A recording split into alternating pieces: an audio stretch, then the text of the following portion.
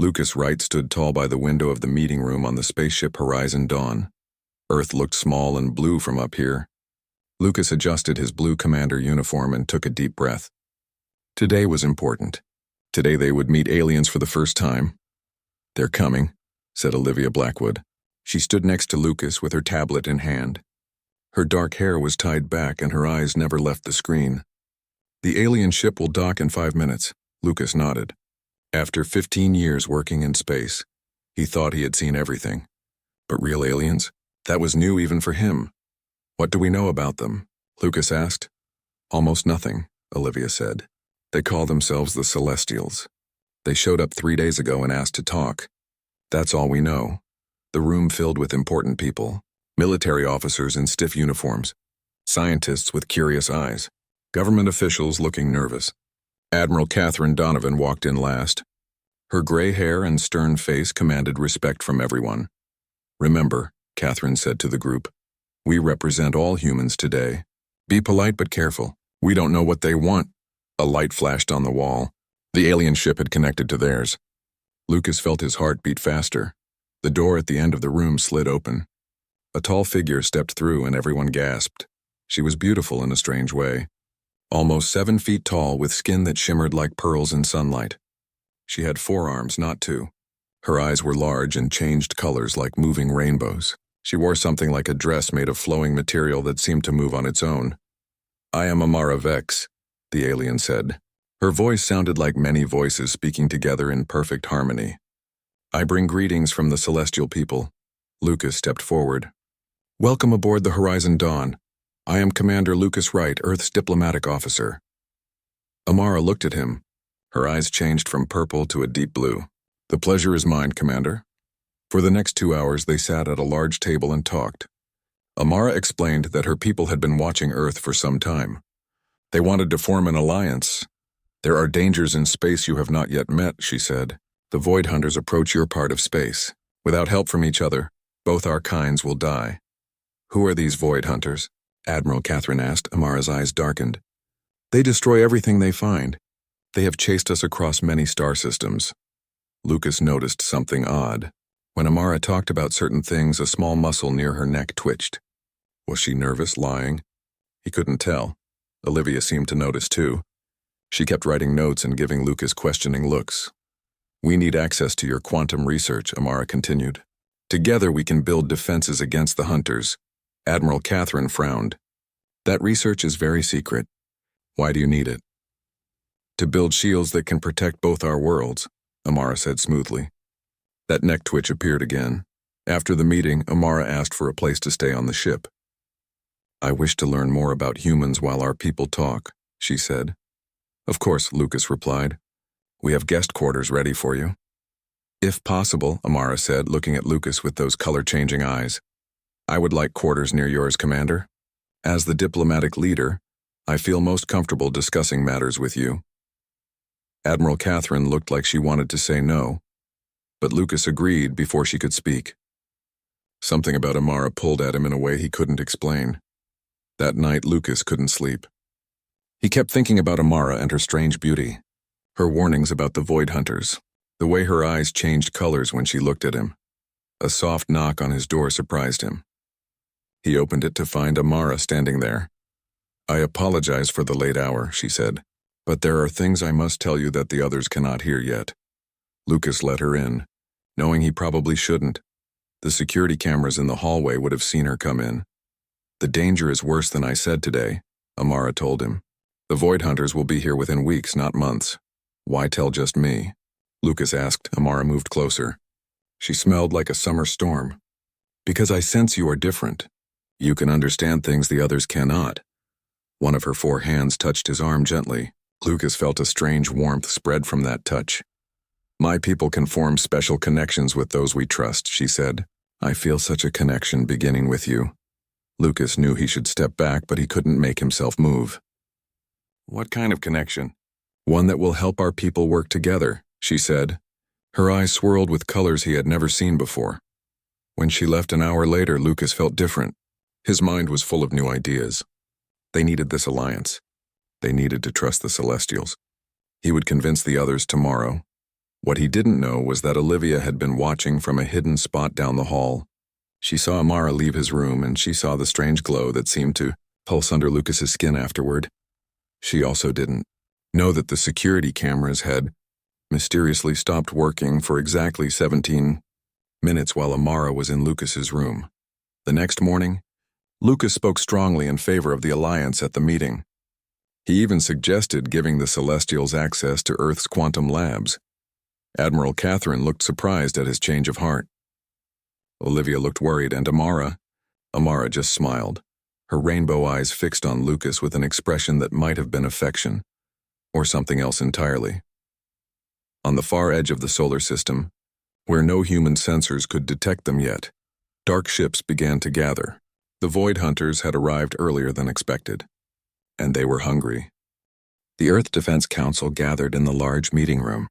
20 of the most important military and science leaders sat around a round table. The mood was tense. Outside the windows, stars shone against the blackness of space. In the distance, the dark ships of the Void Hunters waited. Lucas sat on one side of the table. His skin occasionally glowed with a faint light that matched Amara's. Olivia had shown everyone the video evidence of his strange changes since Amara's visit to his room. "We need to make a decision," Admiral Catherine said. "The Void Hunters have given us less than 20 hours now." "We protect our allies," Lucas said firmly. "The Celestials came to us for help, but they lied about why they needed help," said Dr. Patel, the head scientist. "How can we trust them?" Amara stood at the front of the room. Her forearms were folded in front of her. "I will answer your questions honestly now. You deserve the truth. Why did you lie before?" Catherine asked. "Because the truth is complicated," Amara replied. "Yes, we escaped from the Void Hunters, but we were not criminals. We were captives." She touched a crystal on her wrist. A hologram appeared in the middle of the room. It showed strange dark chambers where Celestials were kept in glowing cages. "The Void Hunters found our world 500 years ago. They took us for study. They kept us in a pocket dimension outside normal space. They changed our bodies to see how we would adapt." The hologram showed Celestials being cut open while still alive. Several people in the room looked away. "That's why we have 4 arms now. Why our skin can absorb and release energy. They made us this way through painful experiments." "If this is true," Catherine said, "then the Void Hunters are the villains here. But how do we know you're telling the truth now?" Lucas stood up. "I can feel it. Since Amara and I connected, I can sense when she's lying. She's telling the truth." "What exactly did she do to you?" Olivia asked. She played the security video again, showing Amara entering Lucas's room. Amara's eyes changed to a deep blue color. "I began a bonding process. My people can form mental connections with those we trust. It happens in stages. The first stage allows some sharing of emotions. That's all I did with Lucas. Without his informed consent," Catherine pointed out. "I was desperate," Amara said. "I needed someone to believe me." Olivia stood up next. She showed images from inside the celestial ship. "Then explain these. Plans to place devices at quantum weak points around Earth. What are they for?" For the first time, Amara looked uncomfortable. "Those are dimensional stabilizers. They would strengthen the barriers between dimensions, keeping the Void Hunters from creating new portals." "Our scientists say they would do the opposite," Olivia countered. "They would weaken dimensional walls, not strengthen them." The room erupted in angry voices. Some believed Amara, others didn't. Lucas looked confused, touching his temple as if in pain. "Enough!" Catherine shouted. Everyone went quiet. "We need to decide. Do we hand over the Celestials as demanded, or do we fight?" Before anyone could answer, Amara walked to the center of the room. Her skin glowed brighter than before. "There is another option," she said. "A way for you to know I speak the truth." She turned to Lucas. "The bonding process can be completed. The final stage creates a connection that prevents lies between bondmates." "What's the final stage?" Lucas asked. "What my people call marriage," Amara said softly. She moved closer to Lucas. "I wish you were my husband, human," she whispered, and the hall went quiet. Everyone stared at them. The silence stretched for several seconds. "If we complete the bond," Amara continued in a normal voice, "Lucas would know everything I know. He would feel everything I feel. I could not hide the truth from him even if I wanted to." "Is this safe?" Catherine asked. "For a human?" I don't know, Amara admitted. It has never been done before, but it would prove my honesty. Lucas stood up. The colored flecks in his eyes were more visible now. I'll do it. Lucas, think about this, Olivia warned. We don't know what it will do to you. It's already started, he said.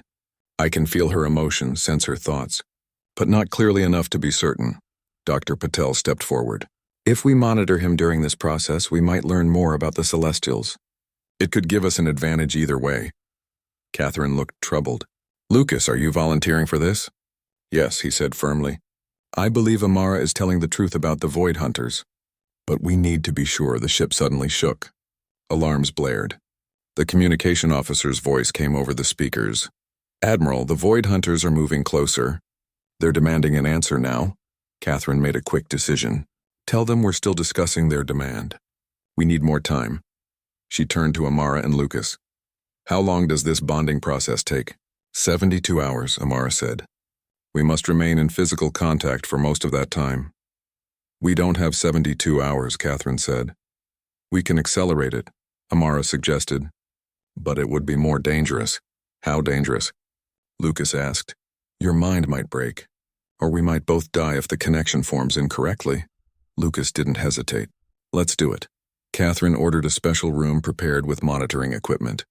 While doctors and scientists set everything up, she pulled Olivia aside. I need you to do something, Catherine whispered. Take a team and search the celestial ship again. Look for anything that might tell us what they really want. Olivia nodded and slipped away with 4 security officers.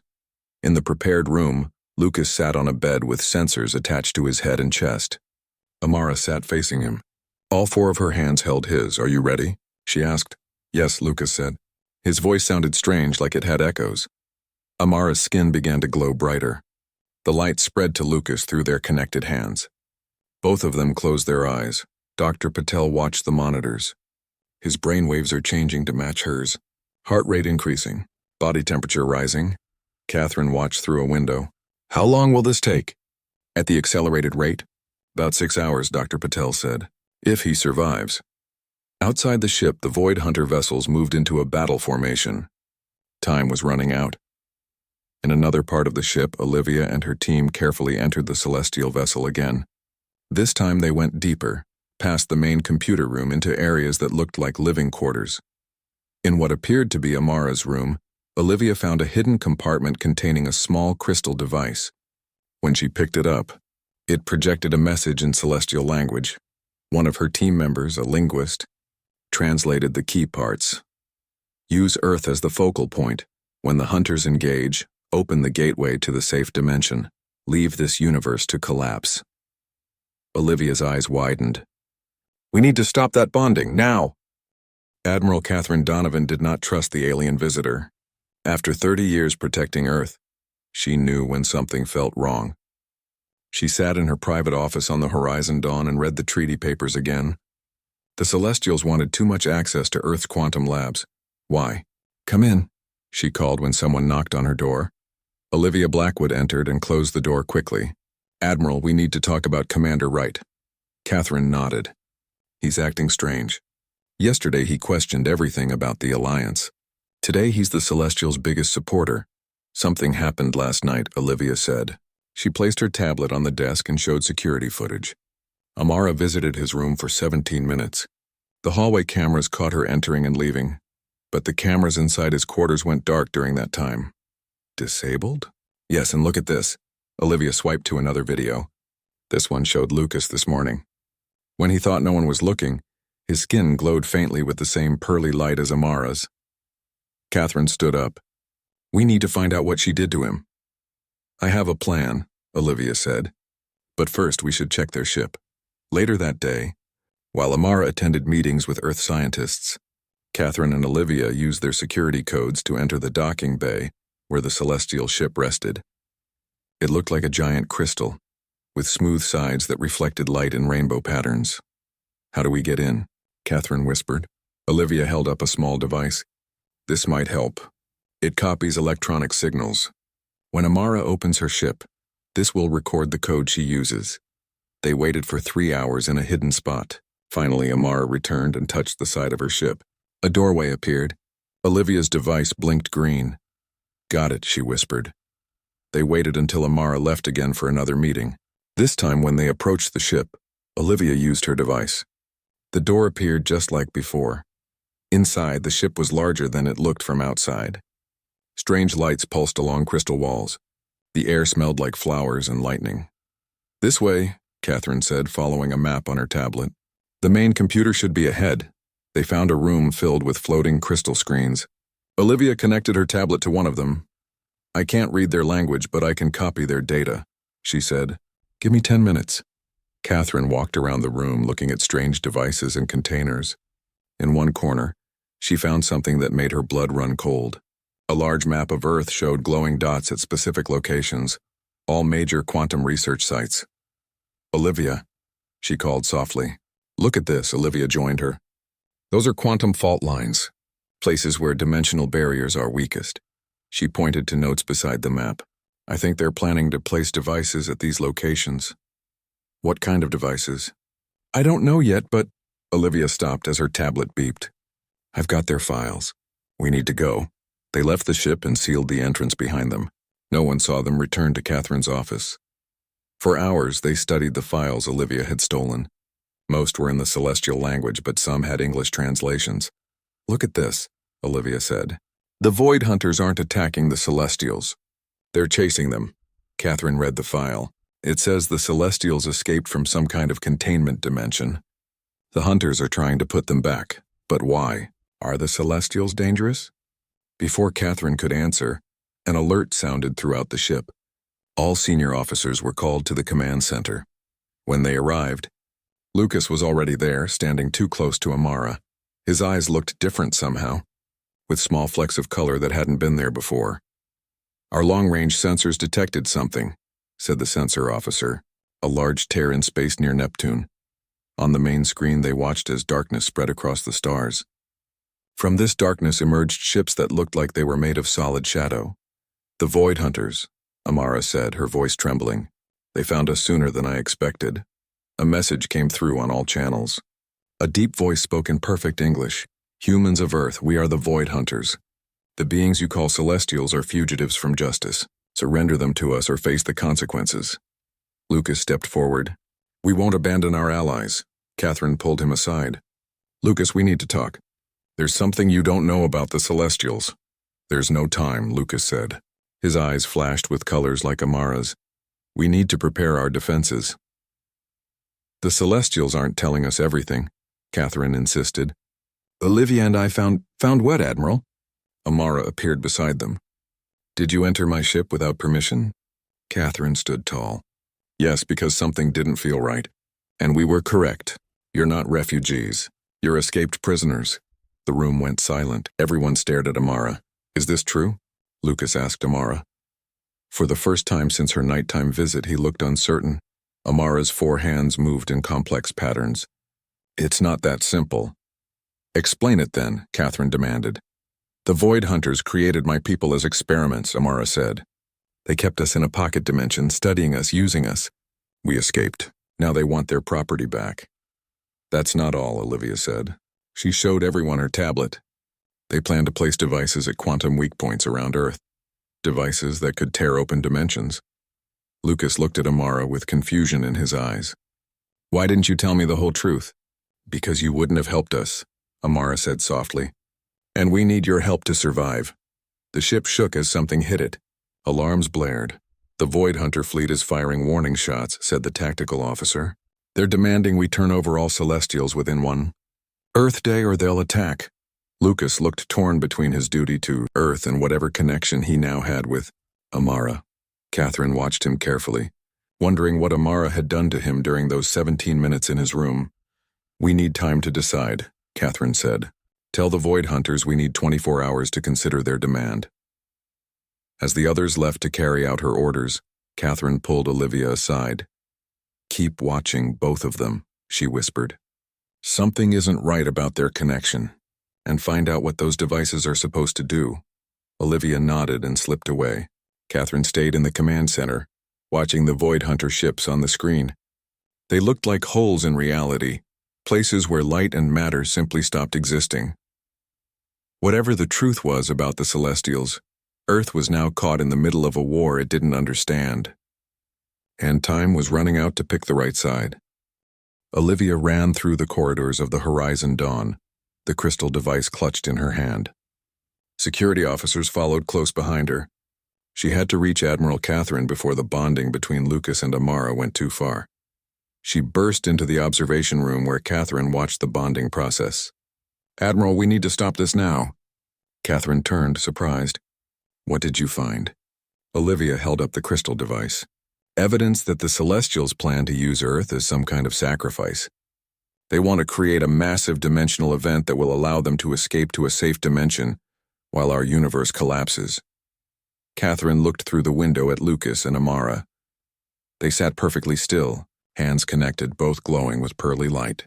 "Dr. Patel, stop the procedure." Dr. Patel shook his head. "We can't.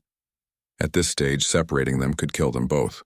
Their minds are too interconnected now." "How long until it's complete?" Catherine asked. "Another 3 hours at least," Dr. Patel replied. The ship shook again. The Void Hunters were getting impatient. "We don't have 3 hours," Catherine said. She made a difficult decision. "Prepare a message to the Void Hunters. Tell them we will cooperate." Olivia looked shocked. "You're going to hand over the Celestials?" "Not all of them. Just Amara. Once Lucas is safe." While they waited for the bonding to finish, Catherine prepared a small team of special forces. They would enter the bonding room as soon as Dr. Patel gave the signal and separate Lucas from Amara. 2 hours passed. The glow around Lucas and Amara grew brighter. His skin now shimmered just like hers. "Something's happening," Dr. Patel said, watching the monitors. "Their brainwave patterns have completely synchronized." Suddenly, Lucas opened his eyes. They were now swirling with colors just like Amara's. "I see," he whispered. Amara's eyes opened too. They looked at each other with perfect understanding. Catherine spoke through the room's communication system. "Lucas, can you hear me?" "Yes," Lucas replied. But his voice sounded different, with the same harmonic tones as Amara's. "Is she telling the truth about the Void Hunters?" Lucas didn't look away from Amara as he answered. "Yes and no. The Void Hunters did experiment on her people. They did keep them prisoner. But there's more." "What more?" Catherine asked. "The experiments were because the Celestials were already dangerous. They feed on dimensional energy. They consume it, leaving dead space behind." Amara didn't look surprised that Lucas knew this. "We need it to survive," she said simply. "Just as humans need food." "And Earth?" Olivia asked. "What were you planning to do with those devices?" Lucas answered, still holding Amara's hands. "They would turn Earth into a dimensional battery. When the Void Hunters arrived, the conflict would create massive energy. The Celestials would feed on it before escaping to another dimension." "And what would happen to Earth?" Catherine demanded. "It would be caught between dimensions," Lucas said. "Slowly pulled apart." The room went silent. Amara finally spoke. "My people are starving. We've been running for so long. We need this energy to survive." "By sacrificing an entire planet?" Catherine asked angrily. "We would save as many humans as we could," Amara said. "Those with compatible minds, like Lucas." Lucas finally broke eye contact with Amara and looked at Catherine. "She's telling the truth now. But she's also showing me another way." "What other way?" Olivia asked. "The dimensional technology the Celestials have. It could be modified. Instead of using Earth as a battery, we could create a controlled dimensional pocket, somewhere the Celestials could live without consuming other worlds. That would trap us forever," Amara said. "But you would survive," Lucas countered. "And so would Earth." They stared at each other, having a silent conversation no one else could hear. The ship shook harder this time. Warning lights flashed. "The Void Hunters are firing on us," reported the tactical officer over the comms. "Their main fleet is advancing." Catherine had to make a choice. "Lucas, can this modified plan work?" "Yes," he said. "But someone needs to deliver the device directly between the two fleets. The pocket dimension needs to form an empty space away from Earth." "A suicide mission," Olivia said quietly. Lucas nodded. "Most likely." Catherine took a deep breath. "Prepare our fastest ship. We'll load the modified device in—" "I'll go," Lucas interrupted. "I'm the only one who understands how it works now." "Lucas, no," Catherine said. "It has to be me," he insisted. "The device needs to be adjusted during flight. Only someone with celestial knowledge can do it." Amara looked at him with genuine sadness. If you do this, you will die. Maybe not, Lucas said. Show me that trick again. The one about existing in multiple dimensional states. Amara's eyes widened. That's our most sacred ability. No human has ever learned it. But I'm not fully human anymore, am I? Lucas said, touching his now shimmering skin. Catherine looked between them. What are you talking about? Celestials can exist partly in other dimensions, Lucas explained. It's how they feed on dimensional energy. If I can learn this skill, I might survive the pocket dimension's creation. It took my people centuries to master, Amara said. We don't have centuries, Lucas replied. But we have our bond. You can show me directly. While they spoke, Dr. Patel quietly approached Catherine. Admiral, his body is changing at the cellular level. Whatever she did to him, he's becoming something different. Catherine made her decision. Prepare the ship. If Lucas believes he can do this, we'll give him the chance. For the next hour, while the Horizon Dawn's shields took hit after hit from the Void Hunters, Lucas and Amara remained connected. She taught him, through their mental bond, how to shift part of his consciousness into another dimensional state. Meanwhile, Olivia worked with celestial engineers to modify their dimensional devices. Instead of creating multiple weak points around Earth, they built one powerful device that would create a stable pocket dimension. Finally, it was time. Lucas stood in the launch bay beside a small, fast ship. His skin glowed with pearly light, and his eyes swirled with colors. The device is installed, Olivia said. Once you're in position between the fleets, activate it with this code. She handed him a small control pad. Catherine approached him. Are you sure about this, Lucas? Yes, he said simply. It's the only way to save both worlds. Amara stood nearby. For the first time, she looked uncertain. The bond will stretch when you leave. It might break, then we'll make it stronger, Lucas said. He walked to her and took her hands. Show me the final stage. Make it complete. Without hesitation, Amara placed one hand on each side of Lucas's face. Her lower hands held his. A blinding light surrounded them for a moment. When it faded, Lucas's eyes perfectly matched hers. Now we are truly bonded, she said. Husband of my mind and heart. I'll find a way back, Lucas promised. He turned and entered the small ship. Everyone moved to the observation deck to watch. The small ship launched, speeding toward the space between the Earth forces and the Void Hunter fleet. He's broadcasting on all channels, said the communications officer. Lucas's voice filled the room. Void Hunters, this is Commander Lucas Wright of Earth. I have celestial technology aboard my vessel. If you want it, follow me away from Earth. The dark ships changed course, pursuing Lucas's small craft. It's working, Olivia said. They're following him, on the main screen. They watched as Lucas positioned his ship perfectly between the two fleets, now far from Earth. The Void Hunters surrounded him. The device is activating, reported a sensor officer. Massive energy readings. A sphere of distorted space appeared around Lucas's ship. It expanded rapidly, engulfing many of the Void Hunter vessels and several celestial ships that had moved to intercept them. Then, in a flash of impossible light, everything within the sphere vanished. Where dozens of ships had been, now there was only empty space. Lucas, Catherine whispered. Amara stood perfectly still, her eyes closed. He's alive, she said softly. I can still feel him, but so far away. The remaining Void Hunter ships, clearly confused by what had happened, began to retreat. Earth was safe, but at what cost? 3 days passed since Lucas disappeared into the pocket dimension. The remaining Void Hunter ships had left Earth's solar system. The crisis seemed over, but no one celebrated. The cost had been too high. Amara stayed in her quarters, hardly eating or sleeping. She sat in perfect stillness, eyes closed, searching across dimensions for any trace of Lucas. Admiral Catherine and Olivia met in the ship's observatory. Through the large windows, they could see Earth below them, peaceful and blue, unaware of how close it had come to destruction.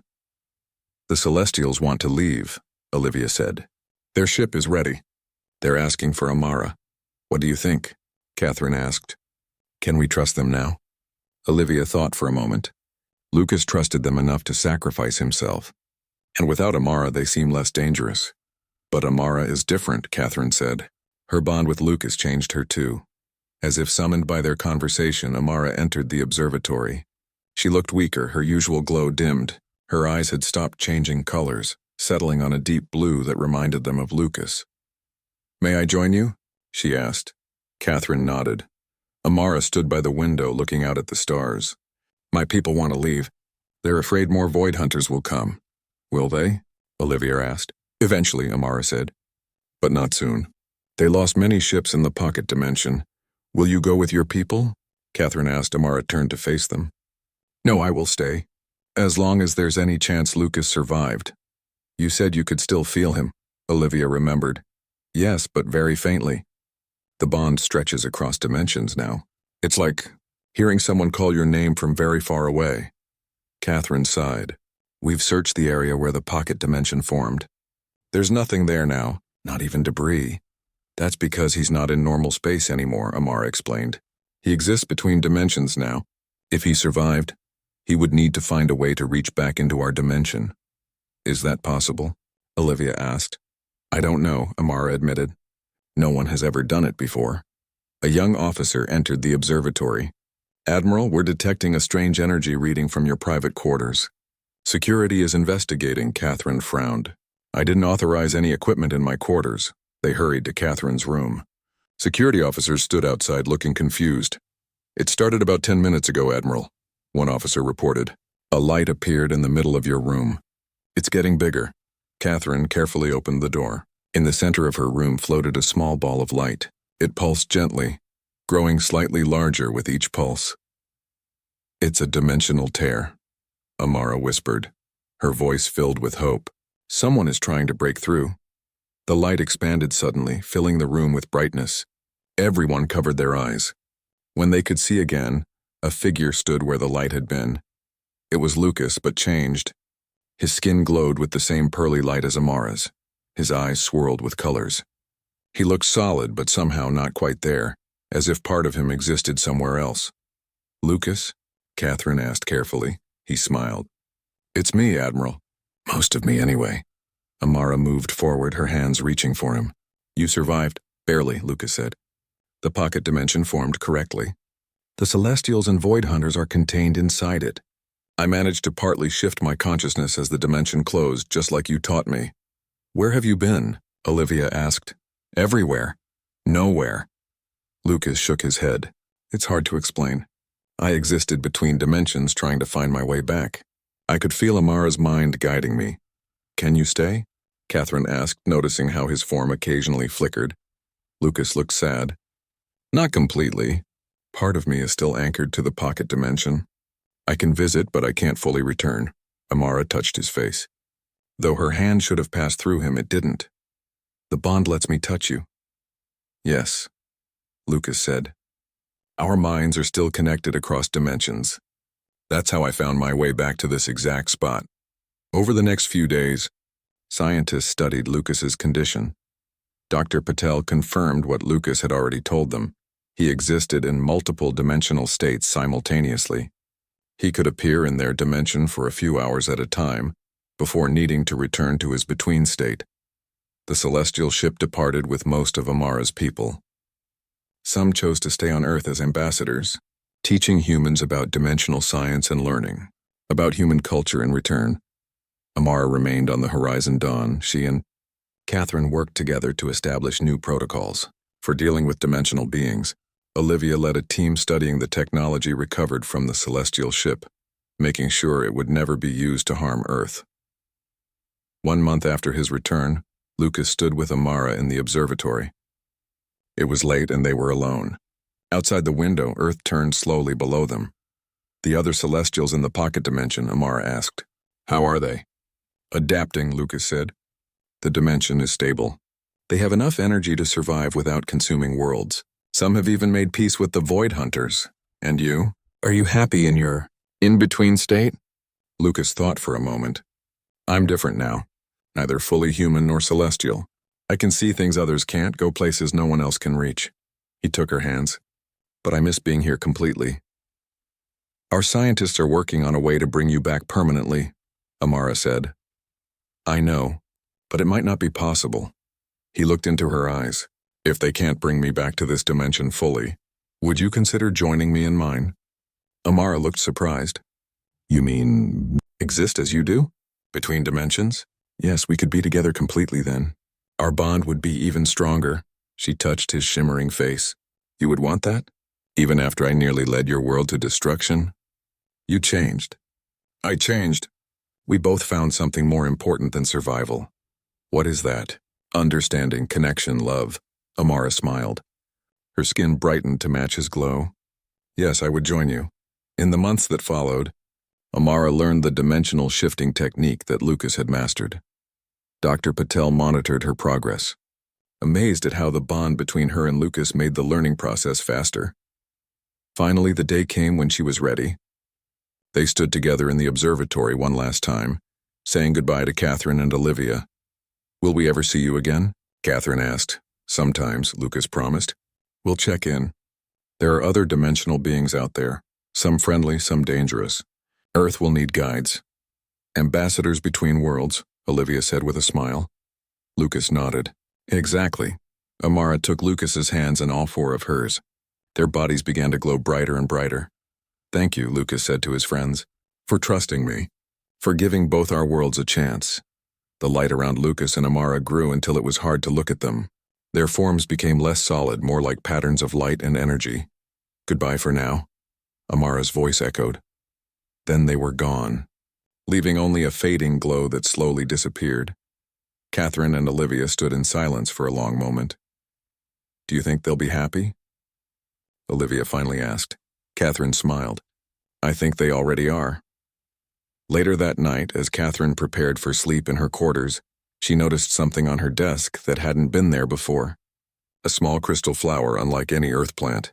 When moonlight from her window touched it, it projected a holographic image above it. The image showed Lucas and Amara, their forms slightly transparent, standing together at the edge of what looked like a waterfall of light. They were looking at each other with perfect understanding in their swirling, colorful eyes. Catherine smiled. Some bonds, it seemed, could stretch across dimensions without breaking. Some loves could exist beyond the boundaries of normal space and time. And sometimes, when a strange alien whispered, "I wish you were my husband," to a human in a quiet hall, it was the beginning of something that would change two worlds forever.